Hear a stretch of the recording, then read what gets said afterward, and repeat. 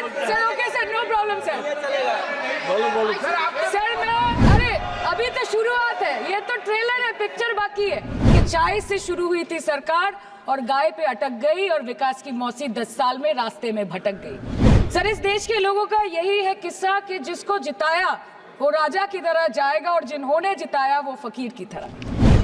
ये बोलते हैं कि गाय हमारी माता है पर माँ की रक्षा करना इन्हें नहीं आता है। सर अंत पे आते हैं मच्छी पे। आप लोगों को ज्यादा पसंद नहीं पर हम क्या करें, हम तो माछे भाते बांगाली है, हमको तो बोलना ही पड़ेगा कि সময় গেলে साधन होबे ना, कि पश्चिम बंगाल में नफरत की रणनीति और धोखेबाजी की राजनीति नहीं चलेगी। आइटम नंबर 20 सुश्री सयोनी घोष। बोलो।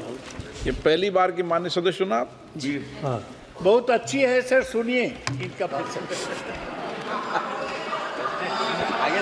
आप बीच में मत टोकना उनको और सलाह मत देना, आप पीछे सीट पे चल जाओ।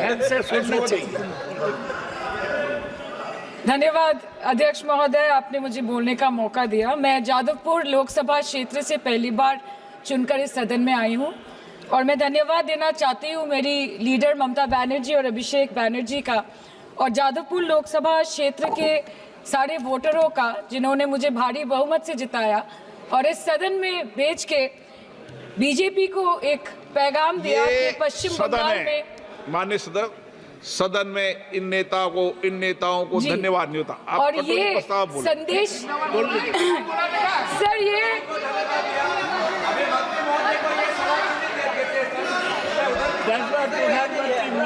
Sir okay sir, no problem sir. Sir मैं धन्यवाद देना चाहती हूँ जादवपुर लोकसभा क्षेत्र के लोगों का जिन्होंने मुझे भारी बहुमत से यहाँ पे जिता के भेजा और ये पैगाम दिया कि पश्चिम बंगाल में नफरत की रणनीति और धोखेबाजी की राजनीति नहीं चलेगी। अध्यक्ष महोदय, मैं उम्मीद करूंगी कि आज आप मुझे पूरा बोलने का मौका दें क्योंकि हाल ही में हुए नीति आयोग की जो मीटिंग हुई थी वहां पे हमारी माननीय मुख्यमंत्री जो देश की एकमात्र महिला मुख्यमंत्री भी है, उनका माइक बीच राह में ऑफ कर दिया गया था। वो बंगाल के अरे अभी तो शुरुआत है, ये तो ट्रेलर है, पिक्चर बाकी है। अध्यक्ष महोदय, मैं आपसे ये बोलना चाहती हूँ कि वो बंगाल के हक के लिए यहाँ पे सवाल उठाने आई थी, वो बंगाल के लोगों की बात रखने यहाँ पे आई थी, लेकिन उनका माइक ऑफ कर दिया गया। आपके माध्यम से मैं इस सदन में उपस्थित वहाँ जो बैठे हैं माननीय सदस्य, कोई भी नीति आयोग या कोई भी घटना को सर एक लाइन आपका डिलीट करेंगे सर, एक लाइन सर मैं यही बताना चाहती हूँ कि बंगाल के लोगों का गला घोटने का काम किया गया और उनकी आवाज को बंद करने का काम किया गया। आगे जाके बंगाल के लोग आपके पार्टी की माइक ऑफ कर देंगे, बस एक चुनाव बाकी, आप देख लीजिएगा। Sir all India Trinamool Congress इस सदन और इस देश का 3rd लार्जेस्ट ऑपोजिशन पार्टी है और हम आपसे धन्यवाद हम आपको देते हैं कि आपने हमको रेलवे, स्वास्थ्य, शिक्षा और आज ये पशुपालन जैसे महत्वपूर्ण विषय पे चर्चा करने का मौका दिया। लेकिन तृणमूल कांग्रेस आगे जाके देश के हर महत्वपूर्ण मुद्दे पे बात करेगा, चाहे वो चीन का अनैतिक रूप से इस देश में प्रवेश हो या वो 700 से ऊपर आंदोलन जीवी किसानों की। माननीय सदस्य, आप पहली बार बोल रही हैं, मैं आपको हस्तक्षेप नहीं करना चाहता, लेकिन जिस अनुदानों की मांगों पर चर्चा सर अभी आ रहे हैं सर नीट के घोटाले से लेके जीएसटी के बोझ तक, एयरपोर्ट की छत टूट जाने से लेके रेल पटरी से छूट जाने तक तृणमूल कांग्रेस के सदस्य, हर सांसद देश के हर गंभीर मुद्दे पर चर्चा करेंगे, बस यही आपको बोलना था। Respected sir, Mamati Manush is the Magna Carta of the governance of West Bengal and our party, and I feel truly honored that today I've been given the opportunity to talk on a ministry which is intrinsic to the Mamati Manush of the country. हमारे किसान अपनी मवेशी को, अपनी फसल को माँ की तरह पूछते हैं, जिस खेत में वो हल चलाते हैं उस जमीन को नमन करते हैं। But does this major sector get support from the government? Sir, Indian agriculture supplies around 58% of India's livelihood and is a principal source of income for half of the population, accounting for 17 to 18% of the country's GDP. 70% of India's rural poor depend on livestock and farm animals. But does this sector get what it deserves? इसका जवाब अगर आप देश के किसान से पूछेंगे तो वो आपको यही बात बोलेंगे कि चाय से शुरू हुई थी सरकार और गाय पे अटक गई और विकास की मौसी 10 साल में रास्ते में भटक गई. Sir, exorbitantly high cost of cattle and poultry feed under the mismanagement of this sector by the current government and wholesale fodder inflation hovering between 25% to 28.6% in the last 2 to 3 years, it is a 9-year high. Sir, किसान खुद क्या खाएंगे? अपने परिवार के लोगों का खिलाएंगे? अपनी गाय भैंस भेड़ बकरी को क्या खिलाएंगे? सर, ऐसे ही वारदात होते हैं जहां गरीबी से जूझता हुआ एक किसान उसको अपनी गाय भेड़ बकरी को बेचने में मजबूर करते हैं और अंत में जाके वो अपनी खुद की जान ले लेते हैं. सर, पिछले 10 सालों में 1,12,000 किसानों ने इस देश में आत्महत्या की. एनसीआरबी की एक रिपोर्ट के अनुसार 10 साल में हर दिन इस देश में एवरेज में 30 किसान हर दिन अपनी जान ले लेते हैं. सर, इस देश के लोगों का यही है किस्सा कि जिसको जिताया वो राजा की तरह जाएगा और जिन्होंने जिताया वो फकीर की तरह. सर, ये बहुत गौरक्षा की भी बातें करते हैं. देश के लोगों को ये पता होना चाहिए that there is a fodder crisis in India and the union minister has himself stated in a written reply in Rajya Sabha that yes, the country is deficit in fodder. So it means that cows are dying without food in government-owned goshalas, especially the BJP-ruled state. 74,000 cattle had died at Panjrapols in Sundarnagar and Banaskantha district of Gujarat in the last 3 years. 200 cows were found dead in Madhya Pradesh's Shivpuri district. 173 cows allegedly died in a week in Chhattisgarh. And 74,016 cows had died in Hingonia Gaushala in Jaipur during the previous BJP government in Rajasthan. तो sir, पहले खाना ही नहीं मिला, fodder crisis. फिर मिल भी जाए तो इतना महंगा कि किसान खरीद ही नहीं पा रहा है, फॉडर इन्फ्लेशन. और सर, खाना मिल भी जाए तो पशुओं की बीमारी. उससे मुकाबला करने के लिए इस सरकार ने क्या किया? The Parliamentary Standing Committee on Agriculture, Animal Husbandry and Food Processing presented its report which stated that 32.7 lakh cattle were infected by the viral lumpy skin disease across several states and a whopping 2.4 lakh cattle died within months. ये बोलते हैं कि गाय हमारी माता है पर माँ की रक्षा करना इन्हें नहीं आता है. अध्यक्ष महोदय, हम सब जानते हैं कि इस मिनिस्ट्री के अंतर्गत डेयरी भी आता है और भारत इस पूरी दुनिया में दूध के उत्पादन में नंबर 1 है, contributing to almost 24.46% of global milk production.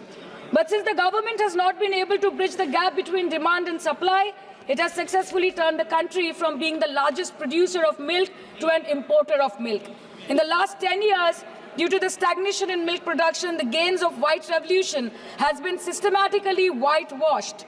The dairy farmers are forced to throw buckets of milk on the highway protesting against meager remuneration for their produce.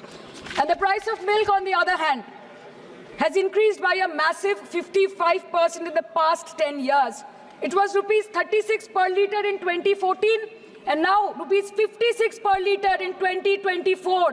When this government came to power, the first thing the milk producing companies regulated by it did was to increase the price of milk by rupees 2 per litre. This was their revenge on the people of India for not providing a majority to the BJP. आम आदमी के दूध, छाछ, लस्सी, दही, पनीर पर 5% की GST, cream, condensed milk, मक्खन, घी पर 12% की GST और अमीरों के हीरो पर सिर्फ 1.5% की GST.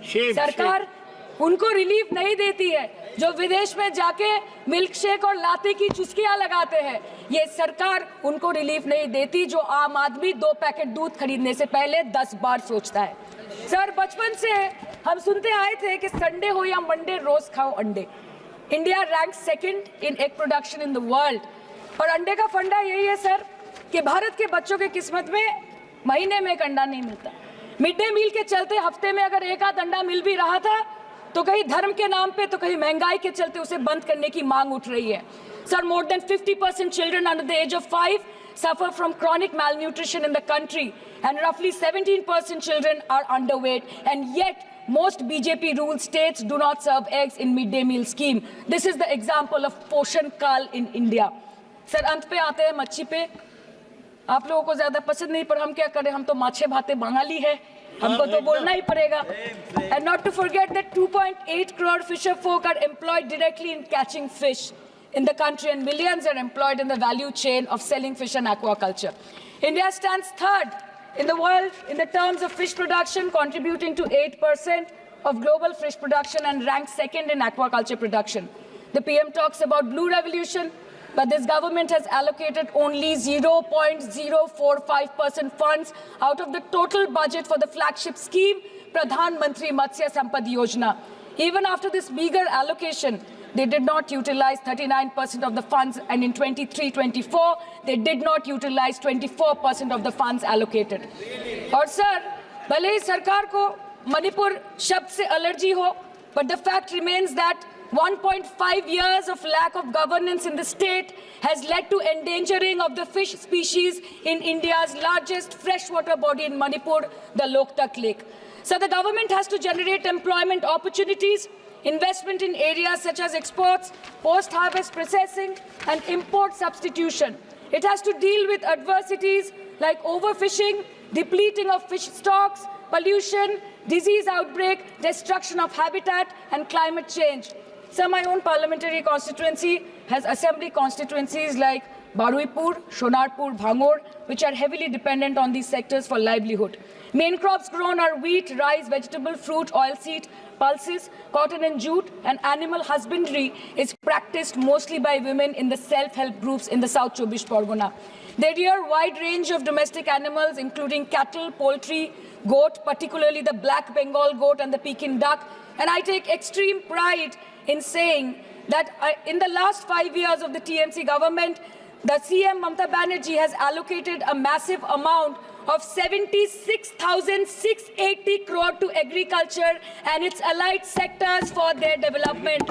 The government of West Bengal has achieved remarkable success in implementation of state schemes, namely Bangla Dairy. The state-owned company is providing financial incentive at the rate rupees 11.5 per litre of raw milk directly to the bank accounts of primary dairy farmers through milk unions.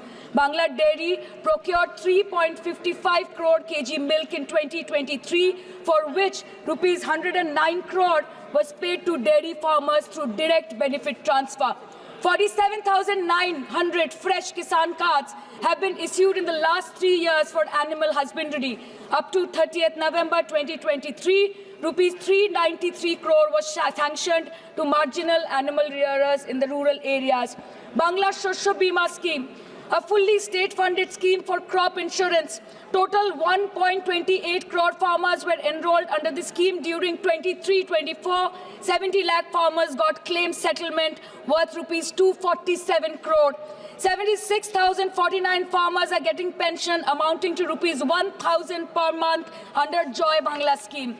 Super Bangla scheme was introduced in 2014 for ensuring remunerative prices for agricultural produce, integrating about 80,000 farmers and procuring about 100 metric tons of perishables daily.